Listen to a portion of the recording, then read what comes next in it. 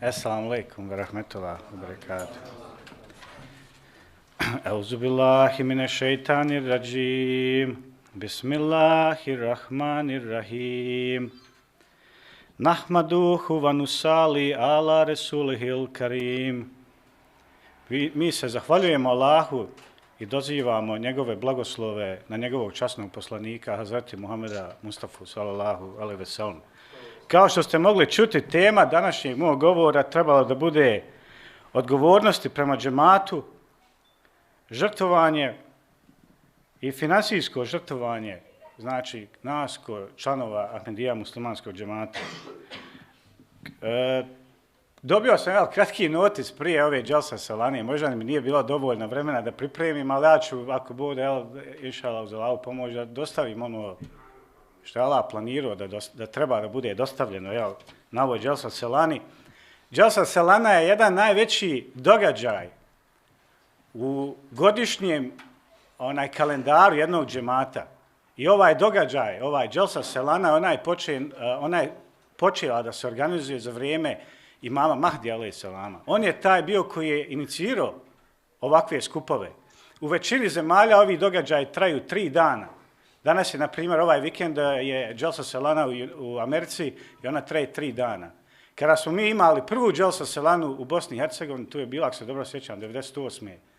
godine, imali smo preko 200 ljudi, tada je bilo samo 1 dan. Alhamdulillah, ove godine smo imali 2 dana. Znači, juče je bilo kakvo takvo, ali bio je sastanak ovdje.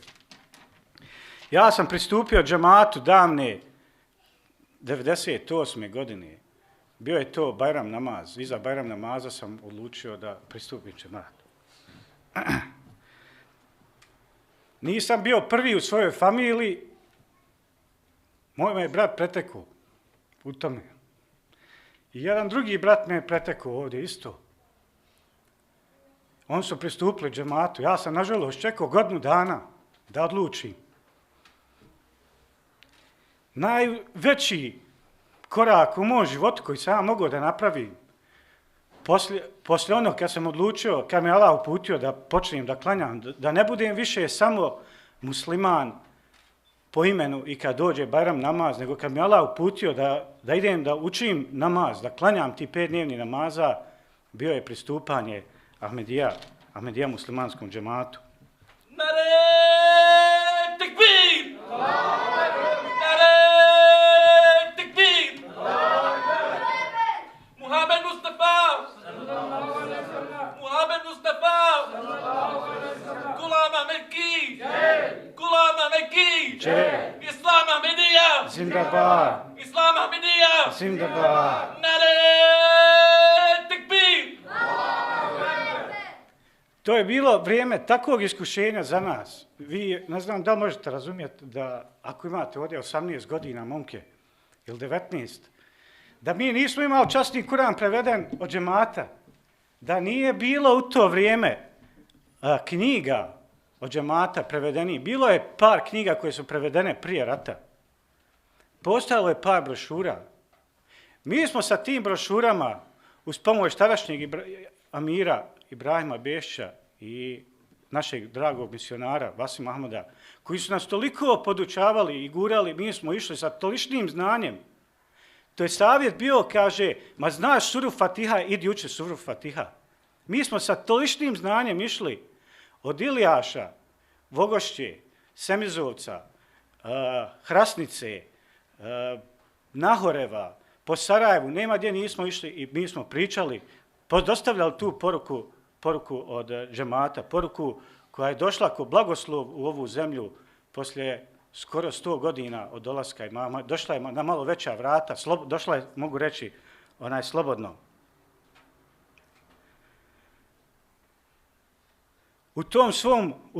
U tim takvim počecima mi smo bili podučavani da budemo u stanju da predstavimo džematu 2 minuta. Trening je bio u tom malom džematu gore na Pofalićima, da naučimo da 2 minuta imamo da predstavimo džematu, jer toliko su nas ljudi htjeli slušati. Nije te više niko htio slušati, imao si samo 2 minuta. Ti počneš pričat, sve je to u redu, ali čim rekneš da si Ahmedija, Tu dolazi do rezanja. Ljudi okreću glavu. Mi smo morali u 2 minuta da budemo spremni da dostavimo tu poruku. Sad zamislite 2 minuta. Ja sam u Americi probao. Imao sam tablik sastanaka dole u regionu gdje je Houston, u Teksasu. Ne mogu. Članovi džemata koji su rođeni u Americi imaju problema u 2 minuta da dostaju. To je bilo veoma teško. Ali alhamdulillah, u to vrijeme bilo je ljudi koji su pristupili ovom Ahmedija muslimanskom džematu. Nas je u to vrijeme bilo 10. Ja volio da su mnogi od vas bili u to vrijeme. To je bilo vrijeme učenja, gledanja videokaseta, pitanja i odgovori od četvrtog kalife Rahmetullahi po Njemačkoj. Bili su to odgovori gdje se igralo i na ljudce čoveče. Gledala se i Liga Evropska liga, Champions League u fudbalu, ali prvenstveno se znalo je se da je dolazak u džamiju bio redovan svaki dan. Mi smo svaki dan tu bili i taj trening koji smo dobili od misionara, ja sam bio u stanju da taj trening koji sam dobio od njega, ja mogu iskreno reći da ja u svom životu nisam imao boljeg misionara i neka njega Allah dželešanu nagradi. Jer sve to znanje koje smo mi dobili od tog čovjeka, mi smo tamo koristimo to u Americi da probamo da dostavimo poruku i tim Amerikancima samo na drugi jezik. Ono što smo mi naučeni u to vrijeme je bilo da služimo, da budemo pokorni džematu. Mi moramo kao individualci da iskažemo svoju pokornost džematu i hilafetu. Kada je Mirza Gulam Ahmed a.s. ležao na samrtničkoj postelji, njegov pogled je kružio, vi ste čuli kakve priče imaju oni, kako je umro Hazreti Mirza Gulam Ahmed a.s. ima Mehdi obećani Mesija. U onoj maloj knjizi, punoj takvi laži. Ja ne mogu da vjerujem da je čovjek bio u stanju da na nolično stranica napiše toliko laži, zar je moguće toliko i natrpati u dvoliku knjigu od 12 stranica. Kada je ležao na samrtničkoj, kaže, poslije njegove pogled kružio kroz sobu. I kad je ugledao Hazreti Mirzu Baširudin Mahmud Ahmeda, koji je bio njegov sin, a kasnije izabran za drugog kalifu, koji je bio obećani sin obećanog Mesije, za kojeg je Imam Mahdi a.s. dao proročanstvo da će doći. Kaže, pogled njegov je stao na njemu i tada je izdahnuo. Njegov sin se tada zakljeo. Kaže, da svi okrenu leđa ovom džematu, ja ću, kaže, nikad, kaže, neću prestati da radim na širenju poruke. To nama danas služi kao primjer kod članova Ahmedija muslimanskog džemata. Šta treba da bude nama cilj i kako treba da budemo odani sistemu hilafeta i nizame džemat. Nizame džemat je sistem upravljanja unutar džemata. Jer mi kad smo potpisali bajat, kad smo pristupili ovom džematu, da li znate što znači bajat? Bajat znači da smo mi prodali sebe. Znači prodati se. Zašto smo se mi prodali? Zašto kad smo mi ispunili onaj formular? Šta smo mi prodali? Šta smo mi dali? Mi smo dali svoje živote. Mi smo odlučili sa pristupanjem Ahmedija muslimanskih džemata da damo svoje živote za služenje islama, za služenje ove vjere, za širenje ove poruke. Kada je prvi halifa poslije obećanog Mesije, Hazreti Maulvi Hakim Nuruddin, radijallahu anhu, kada je on izabran, to je bio takav učenjak u islamu. Imam Mahdi a.s. je toliko njega poštovao, ali taj čovjek je toliko volio islam i toliko je bio odan Imam Mahdi a.s. On je ovako rekao, kaže, ja sam putovao po svijetu, ja sam tražio čovjeka da ga ja nađem, kome ću ja da budem odan. Znači, to je prvi kalifa poslije obećanog Mesije. On je bio, ako se dobro sve, bio je hafiz. Bio je hafiz, bio učenjak časnog Kurana, bio učenjak hadisa i mimo toga je bio, kako se zove, doktor, čovjek doktor. On je tražio čovjeka kome će da bude odan. On je čak i na hadž obavio, živio jedno vrijeme u Mekiji, u Medini. Međutim, nije ga našao. Kada je čuo za obećanog Mesiju i kada ga je prihvatio, tada je osjetio, to je to. To je čovjek kojeg ja hoću da služim. On je imao svoju ordinaciju u Beri, to je grad gdje on rođen. Međutim, Imam Mahdi alejhi selam mu je samo jednom rekao, ti treba da dođeš van, da se preseliš u Kadijan. Jel vi mislite da on razmišlja o tome išta? On je odlučio odmah, samo je zovnuo svoju ženu i djecu. Toka je bila njegova odanost. On je u vrijeme kada je izabran kao prvi kalifa, on im je rekao, ja od vas nisam tražio ovu funkciju, ali ste me vi izabrali. Vi znate da sada kad ste me prihvatili i kada znate da bajat znači da ste prodali svoje živote, onda druge opcije nemate nego da mi budete poslušni. Hilafet je obećan u časnom Kuranu. Allah je obećao da će nas učiniti halifama na zemlji, pa zar onda imamo mi neko pravo da reknemo da to nije u redu? Allah dželešanu kaže u suri Al-Nur, sura Al-Nur je 24. Sura u časnom Kuranu, od 52. ajeta pa do 56. ajeta. U toj suri govore se veoma važne stvari vezane za odanost ovom džematu, vezano za odanost islamu i onim koji su u autoritetu odnosu nas. Sura Al-Nur je interesantna po tome što je to jedina sura u kojoj se kaže jedna plemenita sura. Znači, čim je počela sura, Allah dželešanu kaže ovo je jedna plemenita sura. To je znak bio. Allah je dao nama znak. To znači da u ovoj suri da ova sura sadrži takve ajete koji su veoma važni za duhovni, moralni napredak čovjeka i koje čovjek mora da ih se pridržava. Allah dželešanu kaže u ovoj suri, znači u toj suri Al-Nur, na koju Allah nas upozorio da je jedna plemenita sura. Kaže, Allah je čvrsto obećao onima od vas koji vjeruju i čine dobra djela, da će im on sigurno odrediti halifama, nasljednicima na zemlji. Kao što je odredio halifama one prije njih i da će im učvrstiti njihovu vjeru koju je on odabrao za njih i da će im on nakon straha njihova u zamjenu dati sigurnost, oni će obožavati mene i neće nikoga meni pridržavati. A oni koji budu nezahvalni posle toga, pa to su oni koji su neposlušni. Vidite, čitav svijet se danas bori, islamski svijet se bori da ima halifu. Halifa ne može biti izabran od ljudi. U smislu, hilafet ne može biti osnovan od ljudi. Hilafet mora doći od Boga, mora doći poslije Božjeg poslanika. Kao komentar na ovaj ajet, Hazreti Mirza Baširuddin Mahmud Ahmad, drugi kalifa obećanog Mesije, rekao, ovo označava da je hilafet velika božanska blagoslov za nas. Bez tog blagoslova ne može biti solidarnosti, zbližavanja ili usklađenosti i jedinstva među muslimanima i zbog toga oni ne mogu da naprave progres bez hilafeta. Ako muslimani ne pokažu dužno poštovanje prema hilafetu, davajući mu neupitnu podršku i ne pokažu poslušnost svome halifi, onda će oni da izgube onaj božansku blagoslov i onda će da navuku Božje nezadovoljstvo na sebe. Ovo je važna stvar. Znači, mi danas živimo u tom vremenu gdje imamo halifu. Danas je na čelu Hazreti Mirza Masrur Ahmad, peti halifa obećanog Mesije.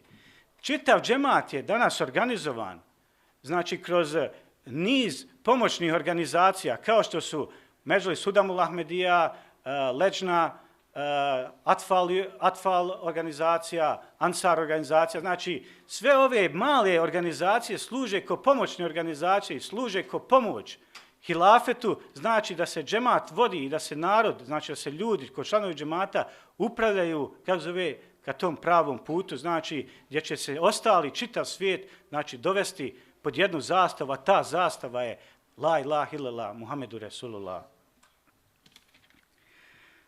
Kada izaberemo ljude koji će da budu nama rukovodioci, jer svaki džemat znači ima glasanje. U svakom džematu kada se desi glasanje, kada se izabere predsjednik, kada se izabere sekretar za tablik, za tarbijet, za talim, svi ti sekretari kada izaberu, mi njih moramo poštovati. Čak i u ovoj zemlji u kojoj živimo, mi moramo poštovati predsjednika, moramo poštovati vlast, jer to nam je naređeno u časnom Kuranu. Vezano, kako se zove, za ovo, časni Kuran kaže, obey Allah and those, služite Allaha i one koji su u vlasti nad vama. O vi koji vjerujete, služite Boga i služite poslanika i služite one koji su u vlasti na vama. U hadisu se navodi da je Muhammed sallallahu alejhi ve sellem rekao: onaj koji služi mene, služi Bogu. Onaj koji ne služi meni, on kaže ne služi Bogu. Onaj koji služi amira, amir je u smislu ovom koji mi imamo, to je predsjednik džemata. Onaj koji ne služi amira ili vođu, kaže on je onda isti ko onaj koji ne služi mene. Kada se uzme ta sad reakcija, vidite, ukoliko ne slijediš onog čovjeka u džematu koji je izabran kao amir, znači ti dolaziš do te tačke da ne slijediš više ni Muhameda sallallahu alejhi ve sellem, onda ne slijediš više ni Allaha dželešanu. Zbog toga mi kao članovi Ahmedija muslimanskog džemata, mi smo većina novi, mi nismo rođeni. Ja sam imao tu priliku, alhamdulillah, da sam se oženio u Pakistanu, ja sam mogao otići tamo u Rabvu, grad koji je osnovao džemat, da sam imao tu priliku da provedem 3 mjeseca svog života i da osjetim kako znači jedan islamski život. Jer nije meni lako bilo, ja sam u Americi bio, ja sam prvi tamo čovjek bio koji je doveo ženu, čija žena došla u stvari da ima da je pokriveno lice. To su pripreme, čovjek mora imati pripremu. Ti dolaziš u društvo kojima je strano to. I mi svi, znači, mi moramo težiti tom znanju, da kupimo to znanje kako bismo postali što bolji članovi Ahmedija muslimanskog džemata, što bolji muslimani. Jer to je onaj primjer. Nekad riječi neće značiti toliko koliko vaš primjer može da znači. A to se kaže služite sa svojim primjerom. To je jedna od najvažnijih stvari. Možeš znati malo, ali ako praktikuješ puno i ako pokazuješ to puno, onda će drugi ljudi da vide to svjetlo koje dolazi od tebe.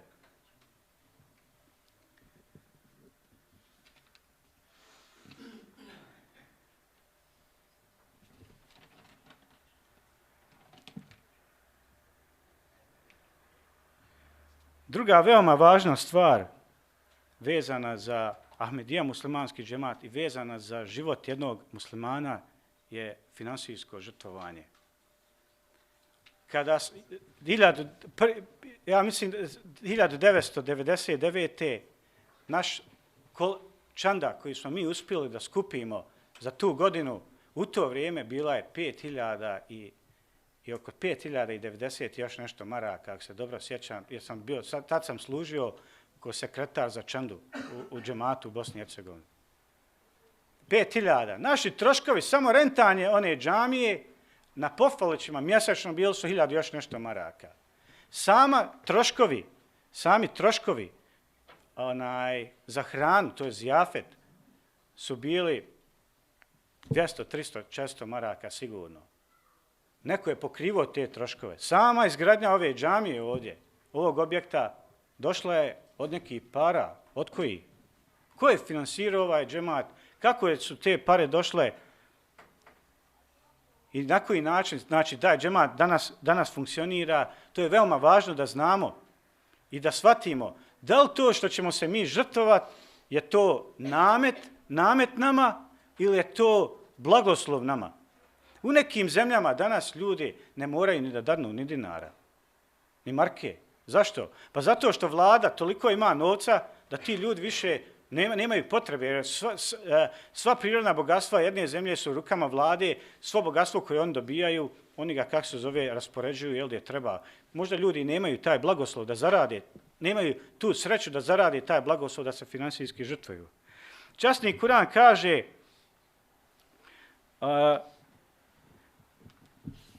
nikad nećete postići pravu pravednost ukoliko ne potrošite ono što najviše volite. I što god vi potrošite, Allah to zasigurno zna. Ovo je jedan jednostavan ajet.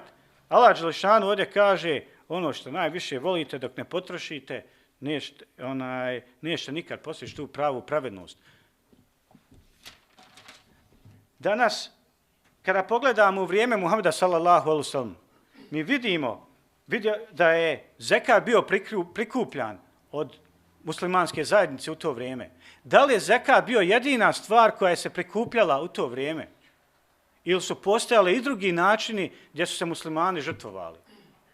Mi kroz hadise ćemo vidjeti čisti primjer gdje se kaže da je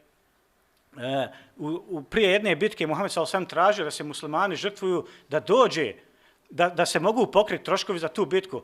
Hazreti Omer radijallahu anhu, koji je poslije bio izabran za drugog halifu, poslije Muhammeda s.a.v. On je donio pola svoje imovine. A Hazreti Ebu Bekr, on je donio sve. Kad ga je pitao Muhammed s.a.v. šta si ostavio za sebe? Allaha. Da li je to bio zekat? Ili je to bilo vanredno žrtvovanje? To je bilo vanredno žrtvovanje koje je došlo kao naredba, kao poziv od Muhameda sallallahu alejhi ve sellem da ljudi se otvore prema tome, da daju, da se žrtvuju, jer nikad neće izgubiti to što su dali. Allah dželešanu, danas se ljudi plaše da se žrtvuju na Allahovom putu. Ako imaš 3 obroka dnevno, mjesec dana, pa možeš odvojiti onaj jedan obrok za žrtvovanje.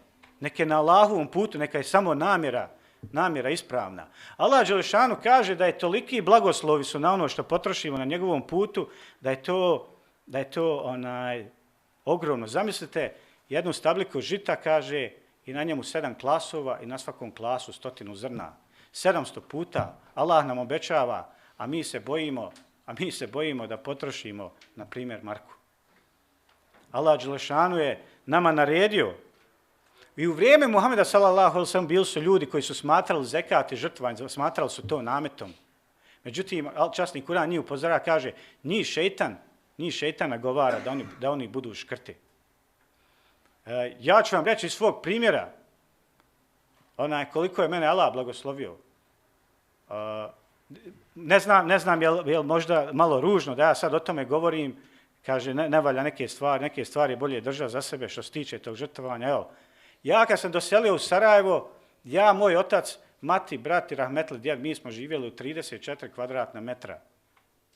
Jedna soba, 2 sobice male su bile, to je kuhinja bila, dnevni boravak, sve to je te 2 sobice bile. A mi tad nismo klanjali nijedan. Nijedan nije praktikovao islam.